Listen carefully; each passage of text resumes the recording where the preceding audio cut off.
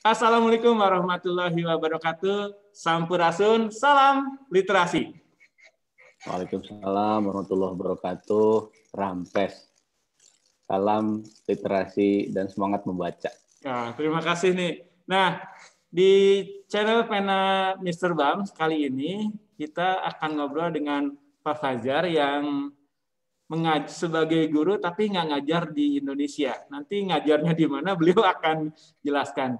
Ya, saya panggil Akang aja ya, Kang Fajar. Nggak apa-apa ya? Enggak, Pak.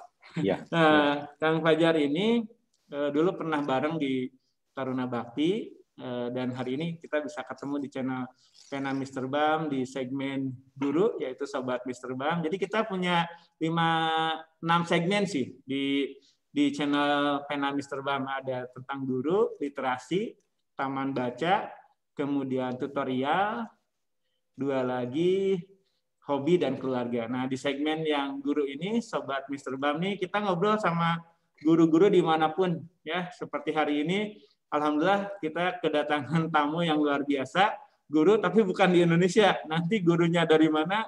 Boleh jelaskan dulu, Kang Fajar, silahkan. Oke, hatur nuhun Pak Bambang. Saya Fajar, guru IPA, guru fisika di Sekolah Indonesia Singapura. Ngajar di sini sudah dari 2009 sampai sekarang. Dulu bareng di Tarbak sama Pak Bambang. Cuma setahun berarti ya Pak Fajar ya? Saya 2008 masuk. Iya, barengan Pak Bambang setahun. Saya masuk Tarbak 2006. Jadi tepat 3 tahun di Tarbak, kemudian pindah ke sini sampai sekarang. Oke. Jadi ngajar kelas berapa tadi tuh? Ngajar SMP SMA. SMP SMA ya. Oke. Nah, pemirsa, kita saksikan dulu tayangan berikut ini. Kita akan lihat. Saya biasa kalau misalnya ngundang itu nggak afdol kalau misalnya tidak menayangkan tayangan yang ada di Oke, YouTube. Assalamualaikum warahmatullahi wabarakatuh. Ya. Ketemu lagi dengan saya Fajar. Kita belajar fisika, melanjutkan pertemuan sebelumnya tentang gerak lurus. Gerak lurus ini di kelas 10 semester 1 ya. Di pertemuan sebelumnya, kalau kalian cari di channel YouTube yang sebelumnya, itu tentang rumus-rumus ya. Kali ini kita akan membongkar beberapa konsep mengenai gerak lurus ya, beserta contoh-contohnya biar kalian tahu yang sederhana, yang simpel dari gerak lurus dan penerapannya pada kehidupan sehari-hari.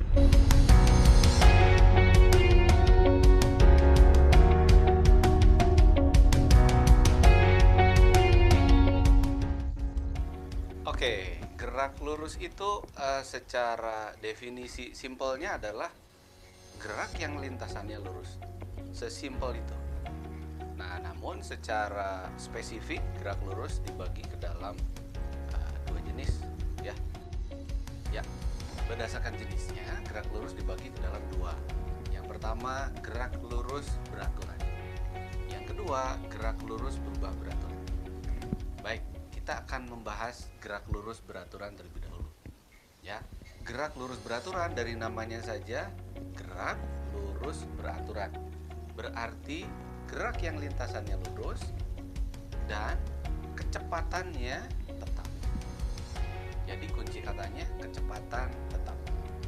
Ya. Contoh dalam kehidupan sehari-hari seperti ini nih.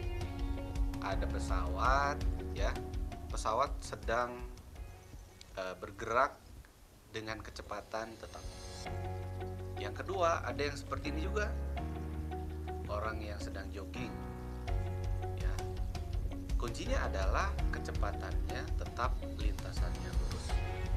Nah, yang kedua, gerak lurus berubah beraturan. Gerak lurus berubah beraturan cukup banyak variasinya. Yang pertama, gerak lurus berubah beraturan memiliki kecepatan yang tidak tetap. Bisa kecepatannya bertambah, bisa kecepatannya berkurang. Artinya ketika kecepatannya bertambah berarti memiliki percepatan. Ya, ketika Jika kecepatannya berkurang, berarti memiliki perlambatan. Atau dengan kata lain, gerak lurus berubah beraturan memiliki percepatan positif dan percepatan negatif. Ya, itulah tayangan materi ya, Kang Fajar, kalau misalnya menyampaikan materi buat anak-anak menggunakan tayangan di YouTube, anak-anak tinggal nonton, menyimak. Kang Fajar, apa sih yang sebenarnya membedakan ngajar di Indonesia sama ngajar di Singapura? Apa sih yang membedakan? Yang pertama, yang paling beda itu lingkungan. Lingkungan. Yang ternyata kan lingkungan sangat berpengaruh terhadap tumbuh kembang siswa, termasuk dalam skop sekolah ya, tumbuh kembang sekolah itu sendiri. Jadi yang pertama, lingkungan yang berbeda. Mungkin di Indonesia sangat banyak sekolah yang kualitasnya bagus gitu. Namun kendalanya selalu di lingkungan. Begitu anak dihadapkan pada pembiasaan yang baik di sekolah, namun keluar gerbang sekolah, antara sekolah dan rumah itu kan ada lingkungan lain, lingkungan jalan. Di sekolah gitu, gini, di rumah beda gitu. Iya, ya itulah. Mungkin di sekolah begitu, di rumah begitu, bagus karena sinergi. Tapi lingkungan luar sekolah dan luar rumah tidak mendukung misalkan. Kebiasaan membuang sampah yang simpel. Anak, ayo buang sampah pada tempat, simpan sampah pada tempatnya misalkan. Di sekolah, di rumah pun sama. Tapi pas lihat di luar pagar sekolah, ada yang buang sampah sembarangan. Ditegurnya, begitu ditegur marah. Itu kan jadi hal yang tidak sinkron ya, bertolak belakang, yang nggak sinkron. Nah di sini lumayan terbantu dengan lingkungan yang disiplin. Itu aja sih Pak. Jadi begitu menerapkan pembiasaan di sekolah, sangat terbantu dengan lingkungan. Begitu. Di lingkungan ini, lingkungan ya berpengaruh ya. Kalau misalnya tadi betul kata Kang Fajar, kalau misalnya di sekolah kita udah diajarin yang benar, disiplin, di rumah juga. Nah, tapi begitu keluar tuh beda lagi, itu yang mungkin membedakan ya itu. Di Indonesia dengan di Singapura. Ya, tapi ada pengaruhnya nggak ke Kang Fajar ketika ngajar di sana? Ada di perubahan sikap ketika ngajar di Indonesia sama ngajar di luar negeri? Buat diri kita sebagai gurunya juga ada perubahan nggak? Perubahan pasti ada. Yang kalau di Indonesia, saya bandingkan mungkin dari sisi yang pertama siswa. Nah, kebetulan di luar negeri yang dimaksud ini adalah di sekolah Indonesia yang siswanya tidak banyak, namun beragam. Daya serapnya beragam, background-nya beragam. Kalau di Indonesia rata-rata lebih homogen lah Pak, karena ada saringan masuk ya. Jadi dari daya serap mungkin agak seragam gitu. Di sini daya serap sangat heterogen. Sehingga kita juga dituntut untuk lebih kreatif dalam metode pembelajaran. Metodenya gimana nih yang cepat dan yang lambat bisa terakomodasi dengan baik gitu. Itu mungkin Pak salah satunya. Yang kedua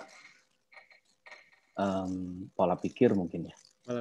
Pola pikir pasti terpengaruh oleh lingkungan, termasuk guru, termasuk saya.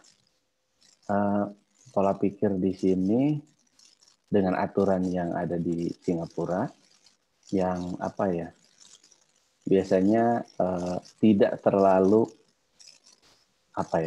memikirkan hal-hal di luar diri kita. Ada positif, ada negatif. Nah, positifnya ya sudah, itu urusan orang lain, tidak perlu kita banyak mencampuri gitu Pak. Beda sama di kita ya. Negatifnya mungkin ada juga. Jadi kayak kurang care mungkin ya. Tapi ya tentu kalau karena kita sadari ya kita ambil yang positifnya. Jadi care ya tetap care, tapi ada batasnya. Ada batasnya ya. Kadang-kadang di kita kan mungkin terjadi pada diri saya sendiri. Kadang-kadang pusing dengan urusan orang lain. Di sini kita dibiasakan karena persaingan kehidupan sehari-hari cukup tinggi ya di sini. Jadi sudahlah fokus ke diri sendiri. Fokus diri sendiri. Ya. Begitu. Lain-lainnya adalah saya merasakan bahwa karena orang Indonesia di sini seperti sedang melancong ya, bukan seperti memang sedang melancong. Jadi ikatan persaudaraan lebih kuat. Gitu. Oh, kamu sama-sama Indonesia ya. Nah, begitu. Walaupun mungkin kita beda suku mungkin. Kalau di Indonesia biasa aja gitu ya. Kalau di sini begitu ketemu orang sama-sama orang Bandung, Bandung juga. Bandungnya di mana? Sumedang. Karena itu mah lain Bandung coret. Kadang-kadang sama orang-orang asal Bandung ya Sundaan aja di sini. Iya. Jadi ninengnya terobati gitu. Kang Fajar, kalau misalnya sekolah ini tuh statusnya itu memang sekolah pemerintah atau bagaimana nih? Biar juga orang nanti yang mendengarkan tuh juga tahu posisinya. Oh, sekolah Indonesia Singapura tuh apa sih? Apakah memang sekolah negeri atau misalnya siapa sih pemiliknya atau seperti apa? Kemudian siswanya itu apakah orang-orang Indonesia saja atau misalnya orang Singapura juga atau seperti apa? Oke. Sekolah Indonesia itu sejak tahun 2013 mungkin Sekolah Indonesia berdiri atas surat keputusan bersama ya SKB antara Kementerian Pendidikan, Kementerian Luar Negeri. Nah, sehingga kepunyaan siapa ini? Kepunyaan pemerintah Indonesia. Nah, statusnya apa? Bukan negeri. Tapi punya pemerintah Indonesia. Nah, kalau sejak 2016 peraturan di Singapura tidak memperkenankan adanya sekolah di bawah embassy, di bawah KBRI. Jadi nggak ada government school dari luar Singapura yang boleh berdiri di Singapura. Maka kita berubah status terhadap pemerintah Indonesia tetap kepemilikan ya tetap kepemilikan pemerintah Indonesia, tapi terhadap catatan di Kementerian Singapura itu kita private limited gitu. Jadi seperti yayasan gitu lah. Ada pemiliknya gitu. Tapi ya itu untuk sekedar pencatatan sekolah kita, ya administrasi terhadap pemerintah Singapura. Nah, peruntukannya untuk siapa? Untuk seluruh masyarakat Indonesia saja yang mau sekolah di sini gitu. Komposisinya ya anak-anak diplomat, anak-anak profesional, maksudnya orang-orang yang bekerja di sini, anaknya ada yang bisnis. Kemudian anak-anak yang memang anak Indonesia tapi tinggal di sini. Orang tuanya memang tinggal di Singapura gitu. Jadi hanya untuk yang paspor Indonesia saja. Tidak untuk orang lain, maksudnya di luar warga negara Indonesia. Itu Pak kurang lebih. Oke. Kalau pengantar belajar sendiri itu kebanyakan gimana? Apakah campur ada bahasa Indonesia, bahasa Inggris atau pengantar untuk belajar itu? Pengantar belajar sebagian besar bahasa Indonesia. Karena misi Sekolah Indonesia salah satunya memperkenalkan budaya, termasuk budaya di dalamnya bahasa ya Pak. Karena ya banyak juga anak-anak Indonesia yang di sini yang tidak lancar bahasa Indonesia. Oh, ada ya. Karena sering sama orang tuanya bahasa Inggris, tapi bahasa Indonesia teh hese gitu. Iya. Wah, apalagi bahasa daerah. Oh, bahasa daerah diajarin juga nggak? Ada di sana nggak? Bahasa daerah? Nggak ada. Nggak ada. Ya? Jadi bahasa daerah muatan lokal di sini Mandarin. Mandarin. Oh. Karena lokalnya di sini kan banyaknya Chinese. Jadi belajar bahasa mereka. Nah, ada yang pengantar-pengantar bahasa Inggris. Di kita ada English Day setiap hari Rabu. Maka di English Day itu semua mata pelajaran di hari itu diantar dengan bahasa Inggris gitu. Sebagian besar di hari-hari lain bahasa Indonesia untuk membiasakan. Karena selagi ada UN dulu Pak, jadi nilai-nilai bahasa Inggris jauh lebih besar. Oh, UN juga ada? Bahasa Indonesia. Ya, bahasa Indonesia mungkin rata-rata ya roughly lah ya. Rata-rata 90 misalkan. Tapi bahasa Inggris 95 gitu. Oh. Jauh lebih jago. Jadi bukan lebih. berarti nggak boleh jago. Kan karena kita orang Indonesia. Lingkungan juga ya? Lingkungan juga betul. Lingkungan ya itu tadi lingkungan pengaruhnya sangat besar gitu, termasuk ke anak-anak.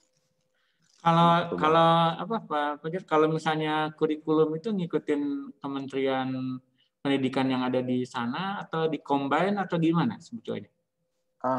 Kurikulum nasional full.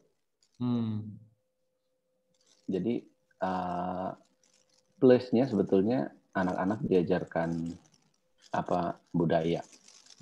Budaya itu dalam artian tari, karena sering sebelum COVID ya. Sebelum COVID, setelah COVID semua orang tidak berdaya. Sebelum COVID kita ke ini Pak, sering diminta untuk tampil budaya di sekolah lokal atau di tempat-tempat community center di sini gitu, mengundang anak-anak kita. Atau kita guru-guru juga bisa tampil ya, guru-guru musik dan sebagainya. Kita dipaksa bisa itu karena juga kita cerminan dari Indonesia di Singapura. Jadi kalau orang-orang pengen lihatnya gimana sih budaya, misalkan budaya Aceh, ya kita tunjukkan tarian, dengan tarian atau musik dan sebagainya. Saman dan sebagainya. Kan gitu, Pak. Kalau sinergi antara sekolah yang ada di sana ya, maksudnya di lokal di Singapura dengan misalnya sekolah Indonesia Singapura nih berbaurnya seperti apa sih?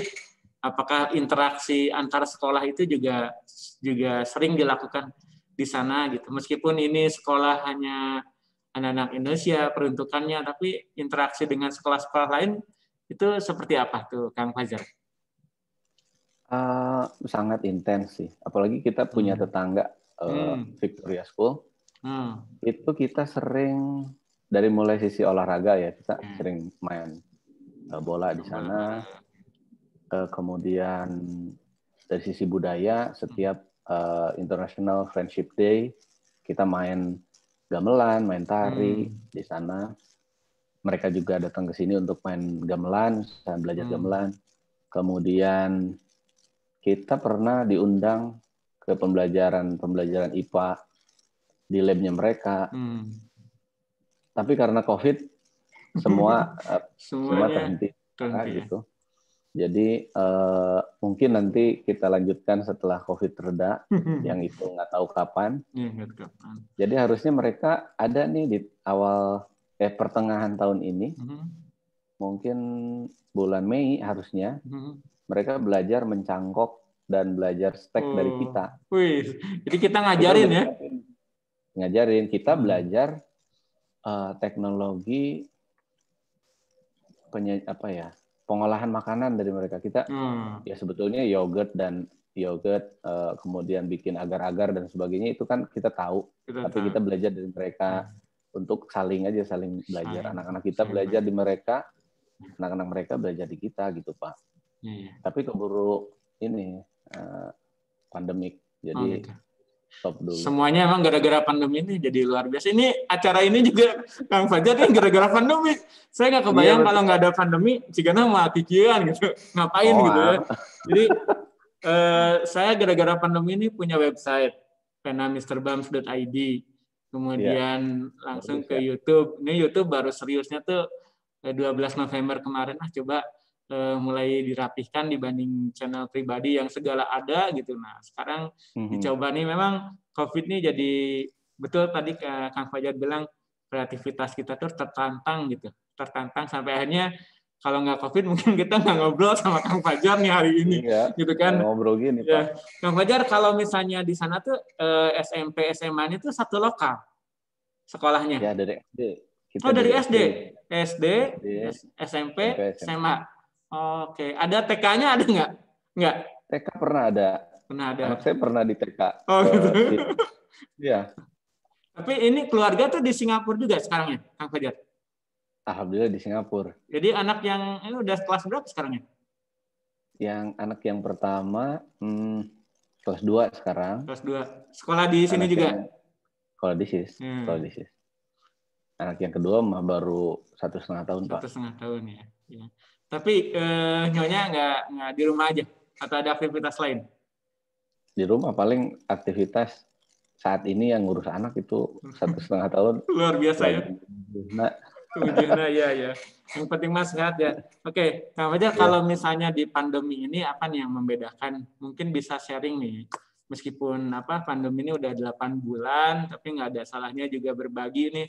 Kalau di Taruna Bakti, misalnya kita dari jam belajar biasanya 9 jam pelajaran, sekarang dipangkas jadi 6 jam, setiap pelajaran cuman seminggu ketemu 2 jam gitu. Kita gunakan LMS, kemudian ininya dengan Zoom.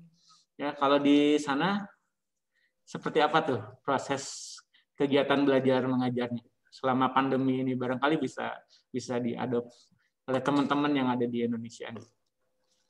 Oke, awal pandemi kan nggak apa-apa cerita dikit ya Pak ya? Nggak apa-apa. Ini justru biar agak biar seru ngobrol aja nyantai. Waktunya senggang. Jadi bulan Januari kan sebetulnya udah ada early warning di pemerintah Singapura. Ini ada penyakit di Wuhan waktu itu. Sudah jaga-jaga. Bulan Februari kalau nggak salah. Bulan Februari sudah menyebar, tapi Singapura belum ada kasus, setahu saya, seingat saya. Maret lah mulai ada kasus. Maret mulai ada kasus, kemudian kita sudah mulai, pemerintah tuh sudah mulai ngasih pengumuman apa yang harus dilakukan.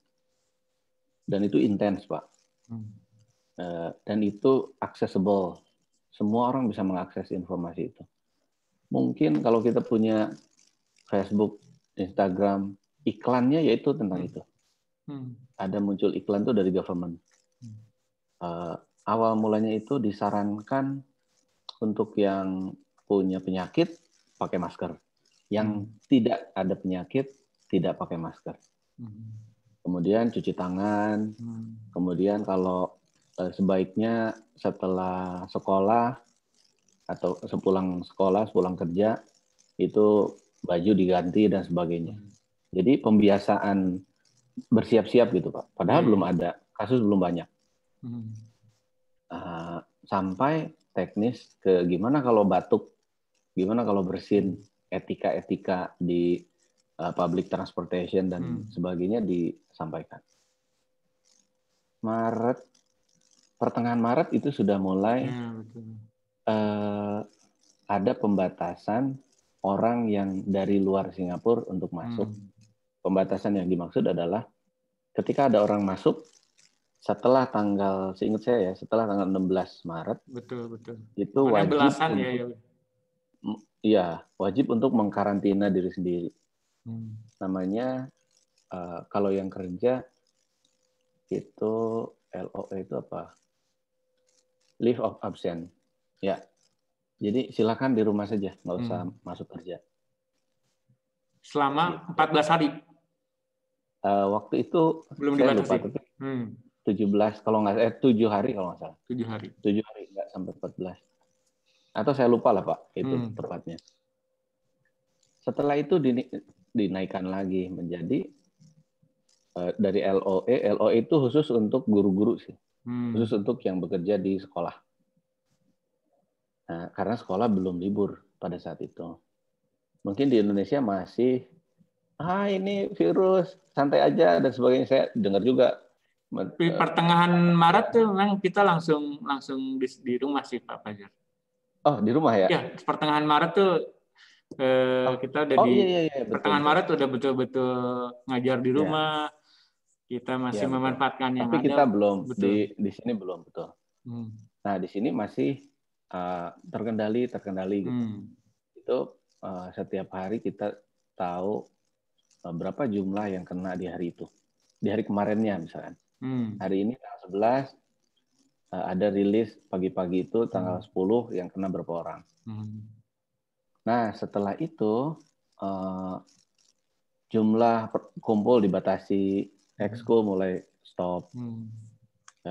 Kemudian ya pokoknya sangat dibatasi perkumpulan-perkumpulan gitu. Saat itu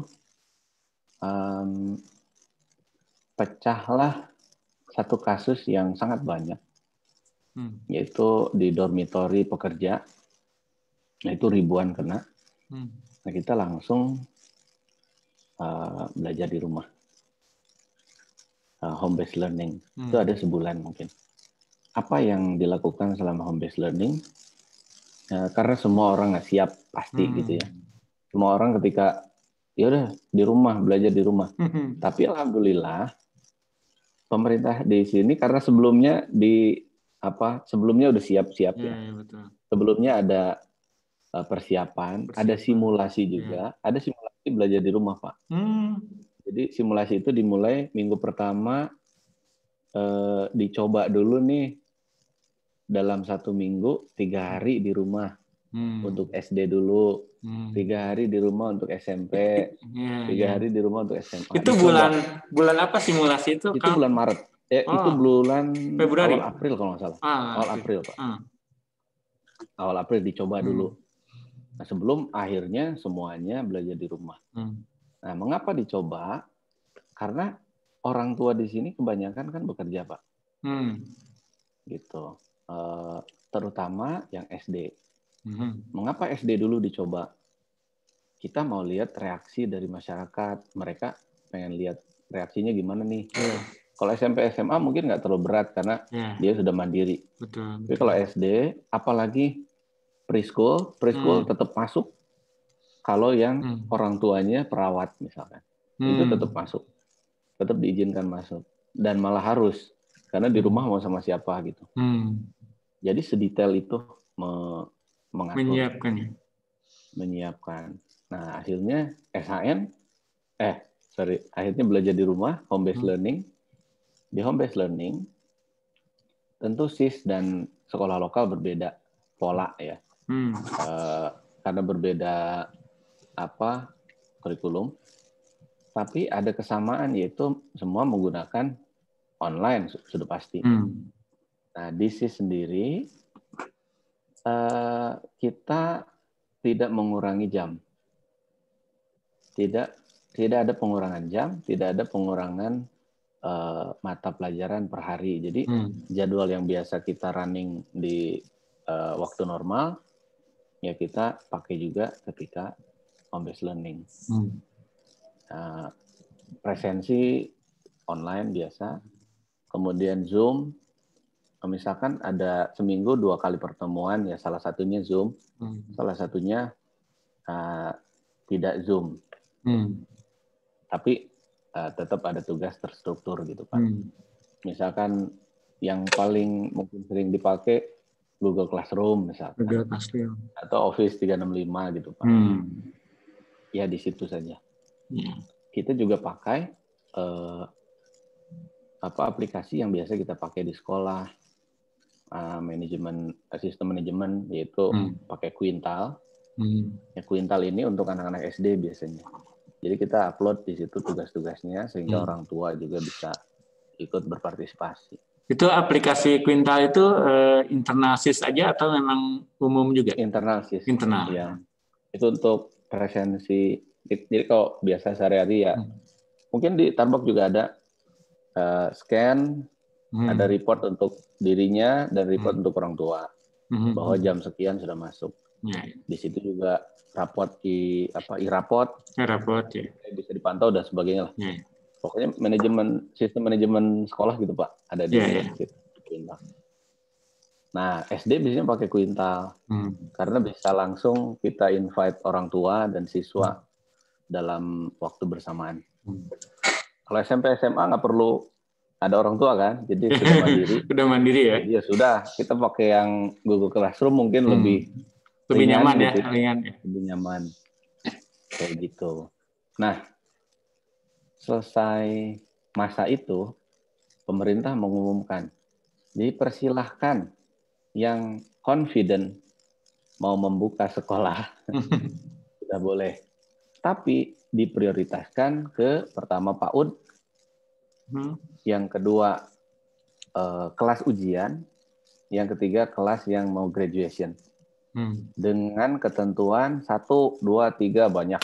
Silahkan kalau mau ikuti ya ini. Nah, karena kita di sini ada SD, kita boleh ngajuin. Tapi kita minta, karena komunitasnya sedikit Pak, semuanya dibuka gitu. Jangan kelas-kelas kecil aja.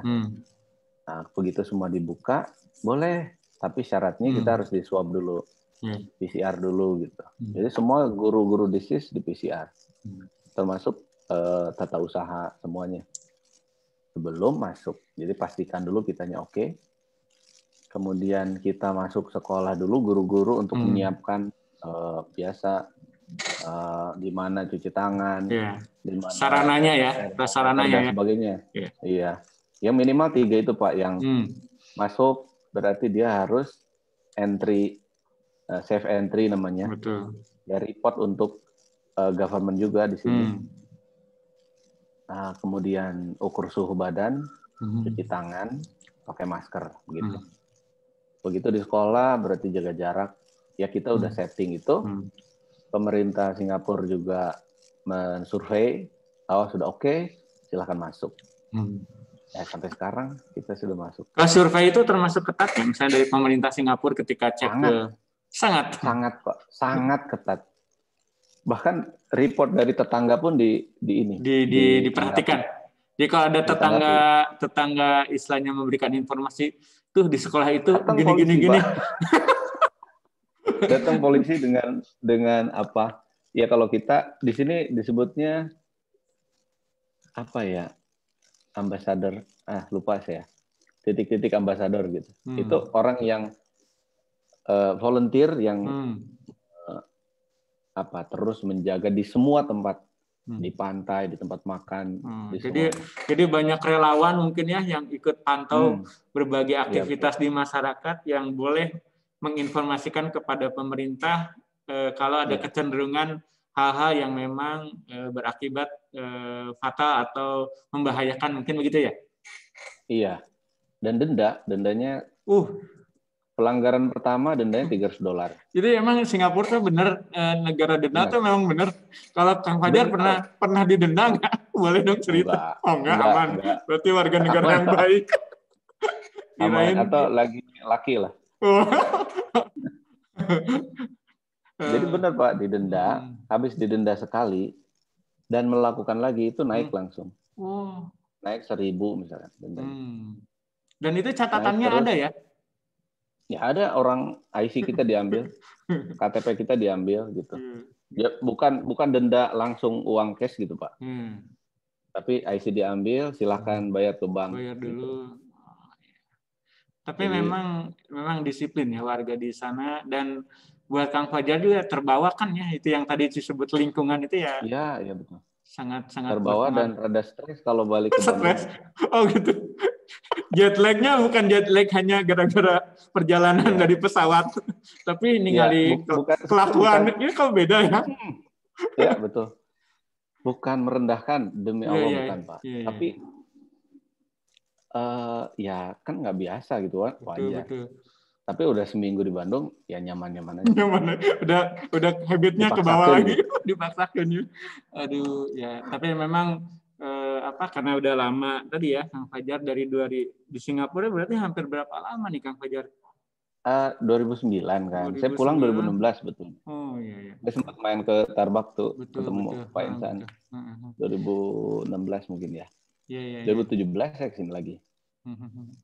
Gitu. Karena di Bandung nggak mau ada yang nerima saya. Oh iya.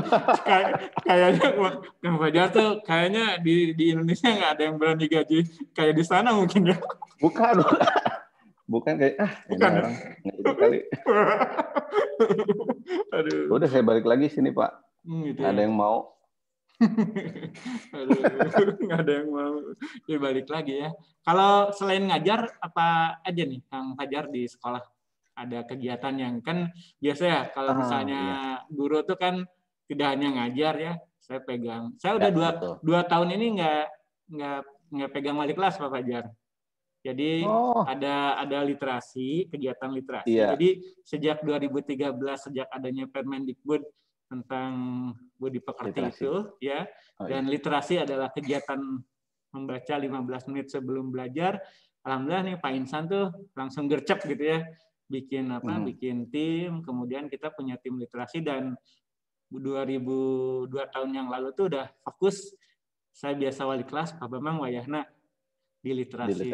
Dan alhamdulillah 2019 kita dapat juara sekolah kategori utama untuk literasi di Kota Bandung gitu. Jadi kalau secara jadi sekolahnya dapat penghargaan, saya juga alhamdulillah secara perorangan juga dapat penghargaan dari Disdik penggiat literasi. Nah, kalau Kang Fajar sendiri kegiatan selain ngajar apa nih? Masih ngeband juga nggak? Masih ngeband. Ada grup band juga di sekolah. Malah terasa ya. Maksudnya karena fasilitas. Karena setiap fasilitas ada tentu. Jadi nggak perlu nyewa. Kalau dulu kita nyewa ya. Ngeband pulang sekolah. Mau rekaman ya tinggal rekaman di sini. Wah, luar biasa.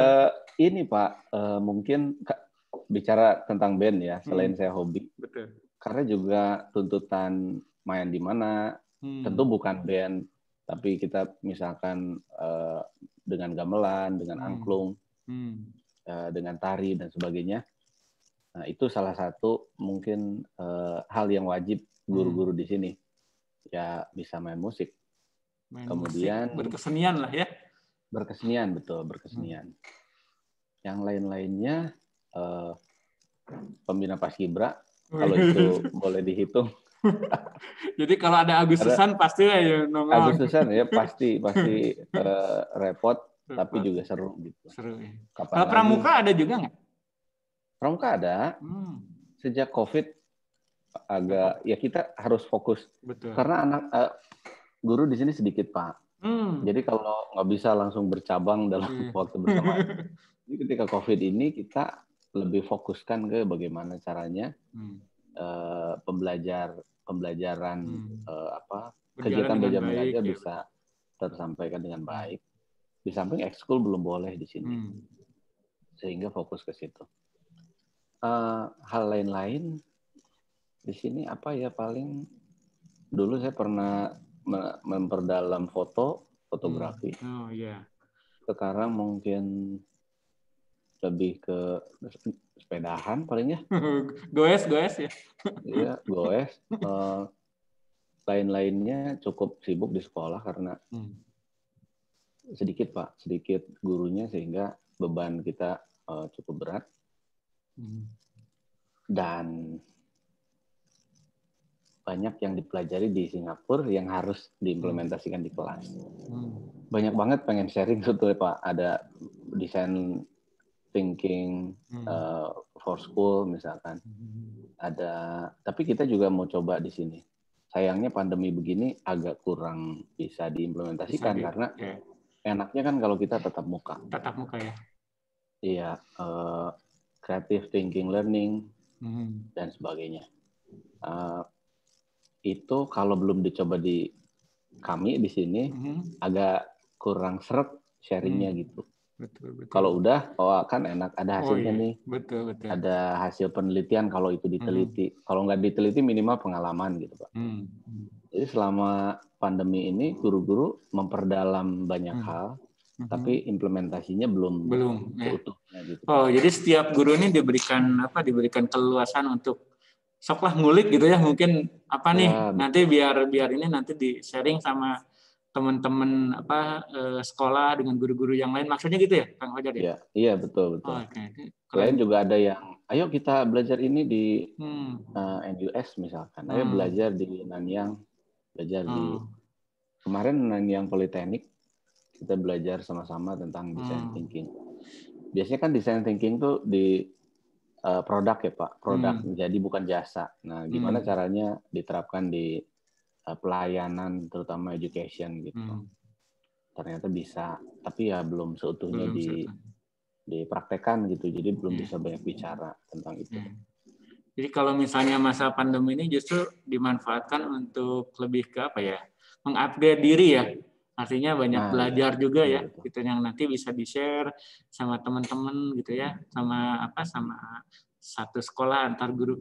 Kalau Kang Fajar berarti ngajar tuh SMP, SMA ngajar juga ya?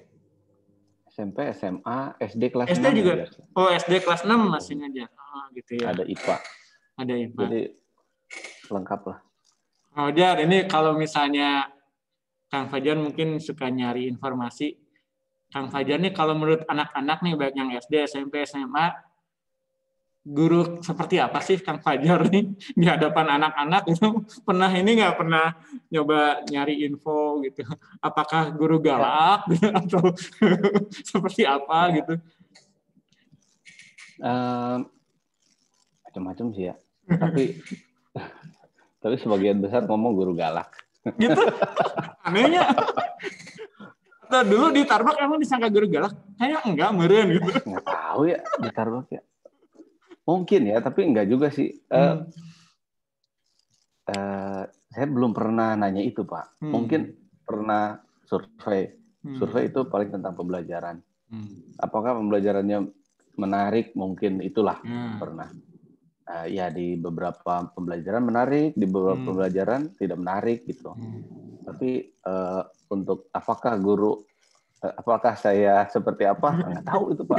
Tapi anak-anak dekat nggak? Anak-anak maksudnya dekat kayak, dekat. Maksudnya dekat kayak di Tarbak ini kan, ya dekat, maksudnya Pak, ke guru itu kan tidak zaman kayak kita zaman waktu kita jadi murid ya, Fajar ya.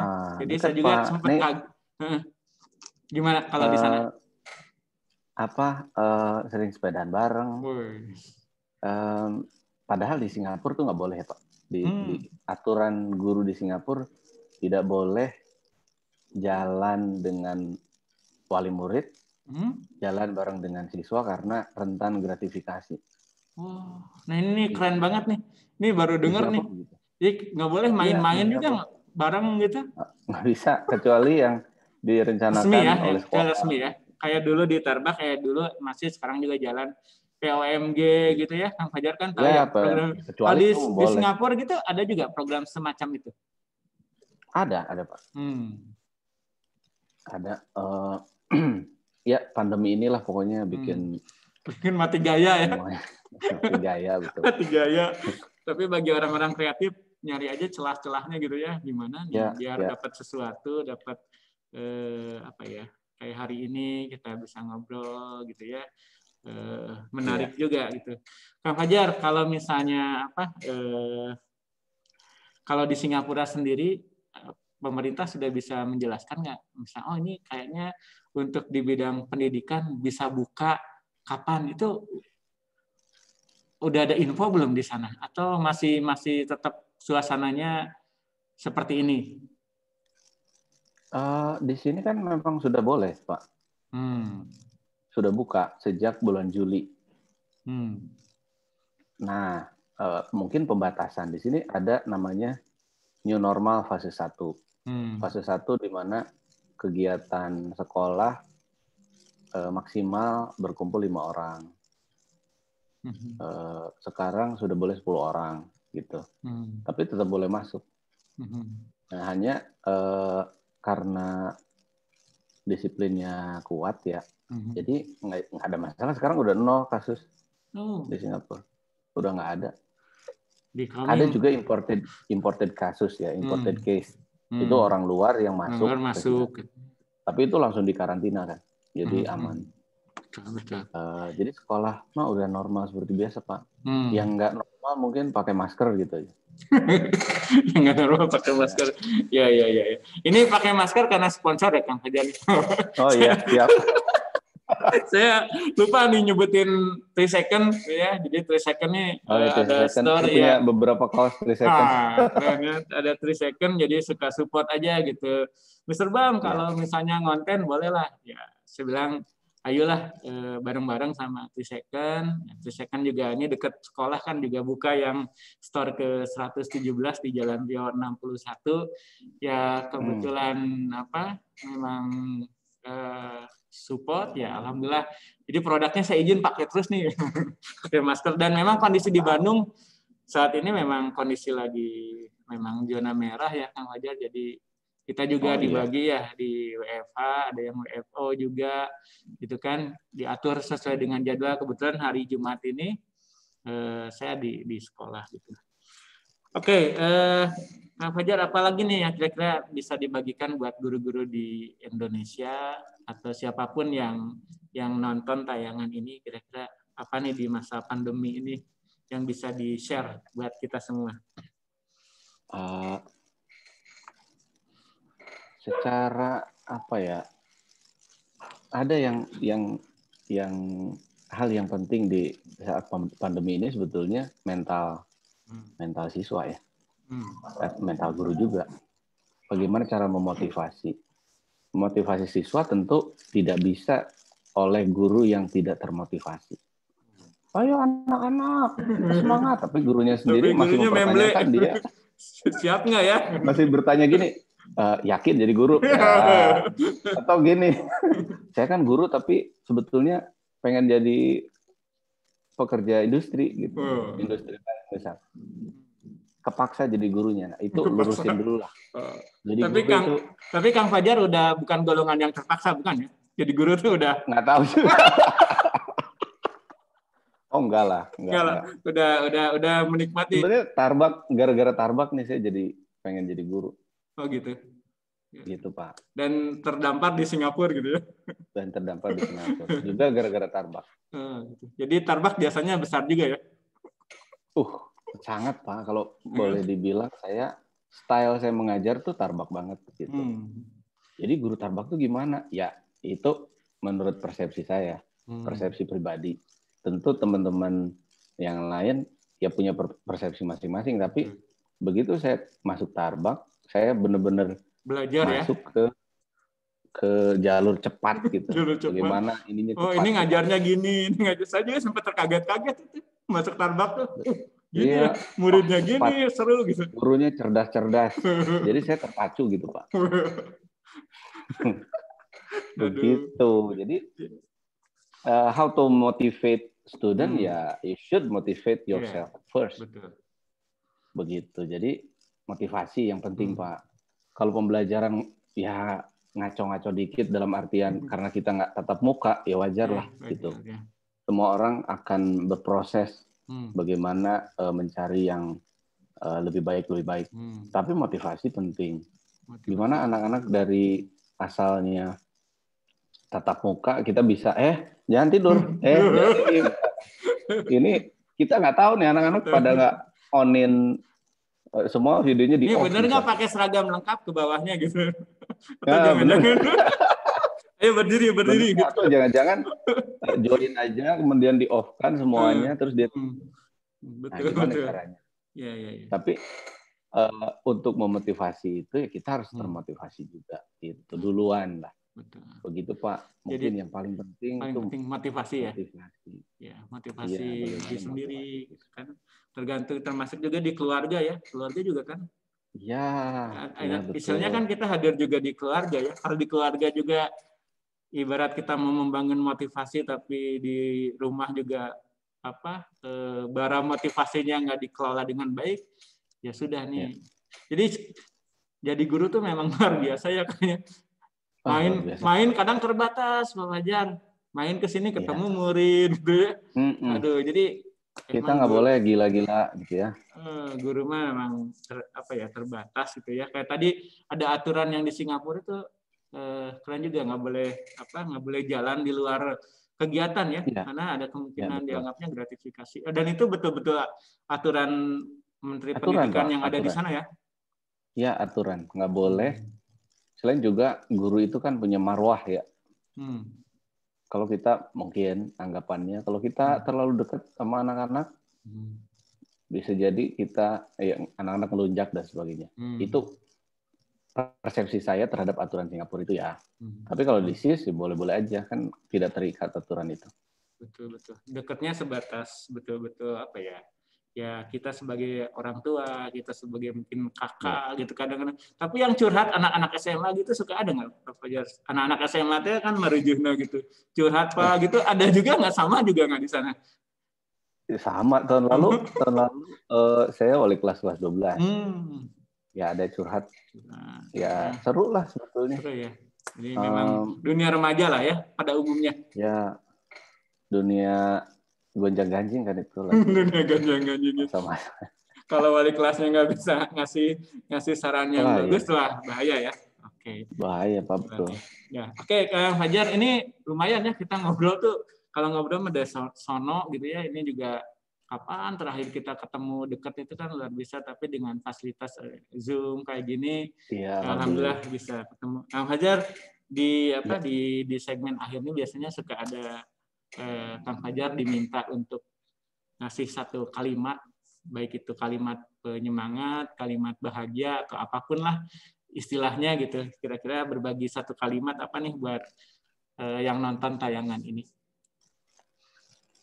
Oke, saya biasanya menyemangati diri sendiri dengan kalau mau berkarya gitu ya, dengan kata-kata ini Pak. Tapi mudah-mudahan nggak terdengar naif sekaligus terdengar berlebihan ya. Jadi menurut saya,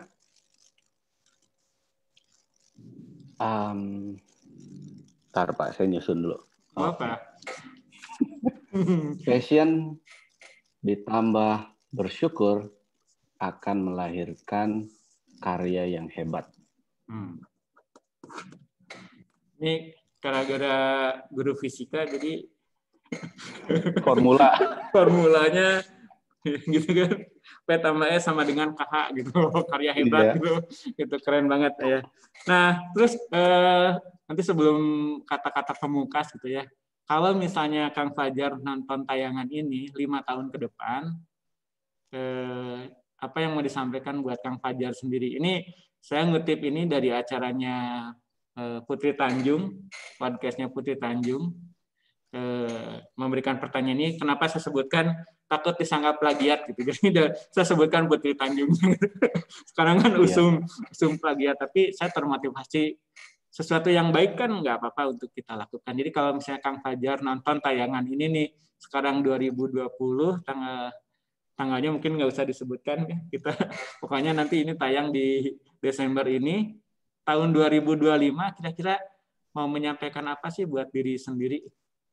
Apakah masih tetap jadi guru atau nanti 5 tahun ke depan nih? Boleh? Berat juga itu pertanyaan Pak. Memang sengaja ini saya suka dengan tantangan. Jadi ngomongin diri kita sendiri tapi 5 tahun ke depan gitu ya. Kalau misalnya saya mungkin, Bang, kamu teh dulu, mungkin gitu kan. Nah, sekarang Kang Fajar, silakan. Oke, saya di tahun 2025 akan bilang ke saya sendiri bahwa tidak salah ketika kita terlalu bersemangat. Yang salah itu adalah ketika kita lepas kendali. Hanya saya yang tahu Pak itu. Betul. Saya akan putar ulang-ulang video ini sampai benar-benar dapat intisarinya gitu kan. Oke, ini makasih banyak nih Kang Fajar nih, kita lebih dari 30 menit ngobrol bareng gitu kan. Kang Fajar boleh dong kirim sampaikan rasa rindu mungkin sama karena dulu Kang Fajar nih termasuk keluarga besar di Taruna Bakti, dan nanti ini video ini saya share juga sebagai obat rindu, meskipun di sini udah banyak guru-guru yang baru gitu ya, ketika dengar kata Pak Fajar ada yang karena guru baru sahanya gitu, tapi orang-orang bagi kayak saya, alhamdulillah apa ya, ketika masuk ke Taruna Bakti salah satu lihat Kang Fajar tuh dari sisi ngajar mungkin saya senang ya, kemudian cara berkomunikasi dengan anak-anak itu saya belajar banyak di sini gitu kan, sehingga hari ini saya dapat Mr. Bams. Dulu mah kan nggak usum ya, saya dipanggil Mr. Bams, masih Pak Bambang aja. Ini gara-gara anak-anak sebetulnya, ini udah berapa tahun ke belakang manggilnya tuh Mr. Bams gitu. Keren, Kak. Boleh Kang Fajar menyapa buat keluarga besar Taruna Bakti, silakan.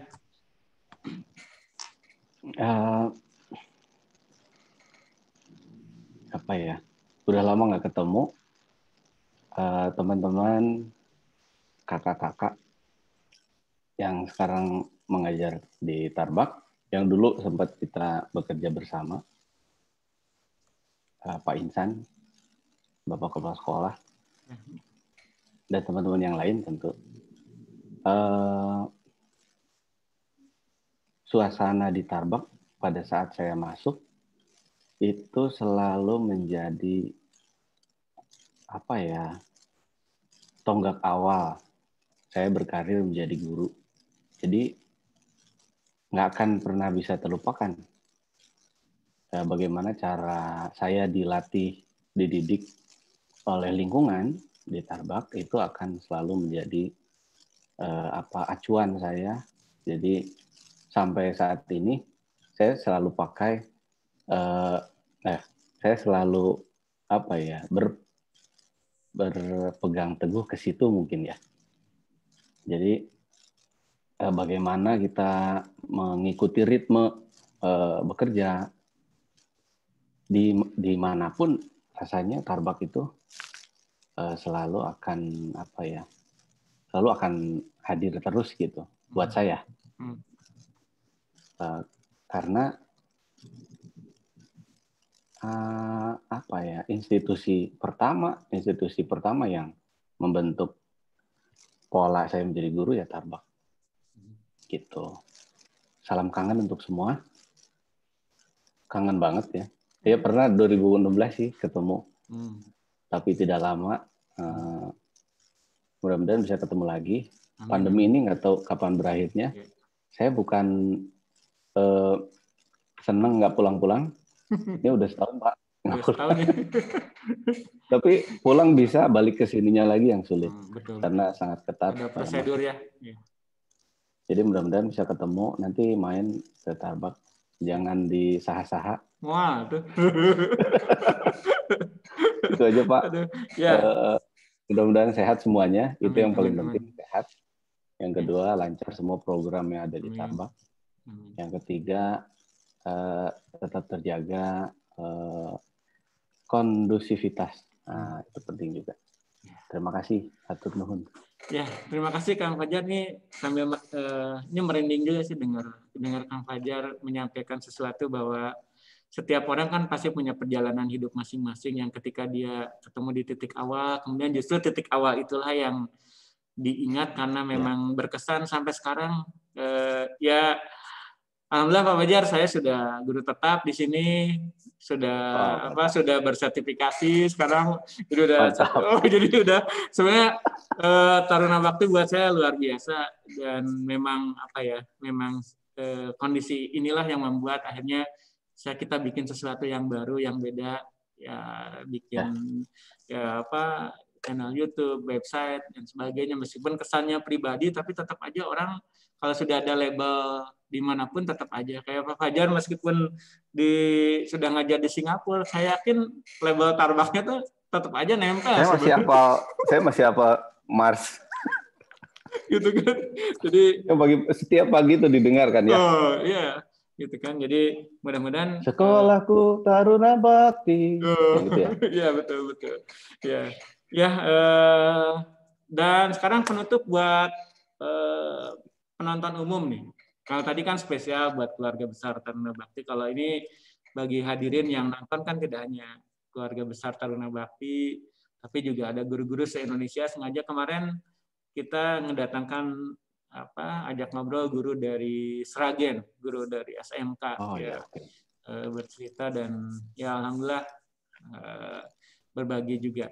Mungkin Kang Fajar di sesi akhir ini apa nih yang bisa dibagikan buat guru-guru yang ada di Indonesia dari Sabang sampai Merauke, atau guru-guru yang di luar sana juga, tidak hanya di Singapura, mungkin di negara-negara lain yang juga ngajar di sana. Silakan Kang Fajar. Terima kasih Pak. Ya, yang pertama,